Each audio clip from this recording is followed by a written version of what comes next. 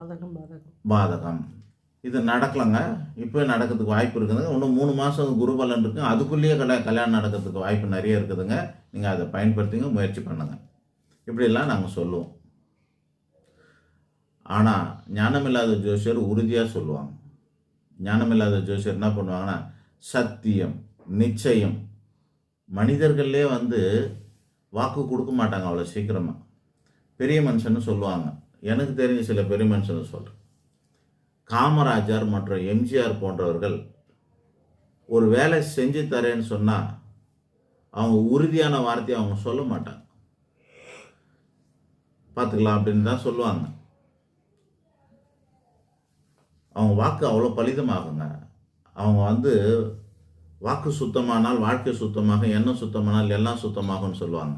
அந்த மாதிரி இந்த 2 பெரிய மனுஷனை பற்றி நிறைய படிக்கிறோம் நம்ம. அவங்க சொல்கிறது எல்லாம் என்னன்னா, கஷ்டங்க ஐயான்னு நிற்கிறாங்கனாக்கா அவங்க சரி நீங்கள் வீட்டுக்கு போங்க பார்த்துக்கலான்னு சொல்லி அனுப்பி வைப்பார்.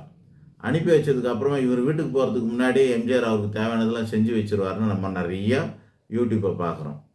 அதே போல் காமராஜரும் எந்த ஊரில் எந்த விஷயம் எது கேட்டாலும் சட்டப்பூர்வமாக இருந்ததுன்னா இவர் அதிகாரத்தை மிஸ்யூஸ் பண்ணவே மாட்டார். யார்? காமராஜர். தன்னோட சொந்த வீட்டுக்கு, தன்னோட தாயாருக்கு கூட அவர் மிஸ்யூஸ் பண்ண மாட்டார். அதிகாரத்தை பயன்படுத்த மாட்டார். அதிகாரத்தின் உட்பட்டு நடக்கிறதோடு விட மாட்டார். ஏன்னா தனக்காக பயன்படுத்திட்டாங்கன்னு சொல்லிட்டு. அவங்க அம்மா வீட்டில் ஒரு குழா போட்டாங்களாம். இவர் போய் குழாவை முதல்ல பிடுங்கி போட்டார். முதலமைச்சர் அவர் வீட்டுக்கு குழா போட்டுட்டான்னு சொல்லிடுவாங்கன்னு சொல்லிட்டு. ஸோ அந்த மாதிரியான ஒரு ஆளுங்க இவங்கெல்லாம். அந்த மாதிரி வாக்கு கொடுக்கணும்னு அவசியம் இல்லை. பெரிய மனுஷன் சொல்லாமலே செய்வான். அதுபோல் சத்தியம், நிச்சயம்லாம் அவங்க பண்ண வேண்டிய வார்த்தை தேவையே கிடையாது. நேர்மையானவங்களுக்கு டாக்குமெண்ட் அவசியம் இல்லை. வாக்கு கொடுத்தாலுமே நடக்கும். இன்னும் நேர்மையானவங்களுக்கு வாக்கு கூட கொடுக்க வேணாம். அவங்க வாங்கினா கரெக்டாக கொடுத்துருவாங்க. கொடுக்க வேண்டியதை கொடுத்துருவாங்க. செய்ய வேண்டியதை செஞ்சிருவாங்க. இதை தான் நல்ல மனுஷனுக்கு அழகு. அந்த மாதிரி சத்தியத்தெல்லாம் பயன்படுத்தக்கூடாது அவ்வளோ சீக்கிரம். ஜோசியருங்க பண்ணுறாங்க. சத்தியமாக இவர் சிஎம் ஆகிடுவார், நிச்சயமாக இவர் ஆகிடுவார், உறுதியாக ஆகிடுவார்னு.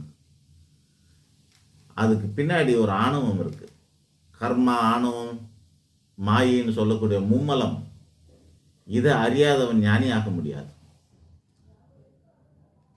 கர்மா, ஆணவம், மாயிலேருந்து வெளியே வரணும். அப்படி வெளிவந்த ஜோசியருங்க உறுதியாக சொல்ல மாட்டாங்க. உறுதிப்பட சொல்ல மாட்டாங்க. லாம் தான் போடுவாங்க. நம்மளை சந்தோஷப்படுத்துறதுக்கு கூட அவங்க பாசிட்டிவாக சொல்ல மாட்டாங்க. உள்ளது உள்ளபடி தான் சொல்லணும். நல்லதோ கெட்டதோ உள்ளதை உள்ளபடி சொல்கிறவன் எவனோ அவனே சிறந்த ஜோசியர்.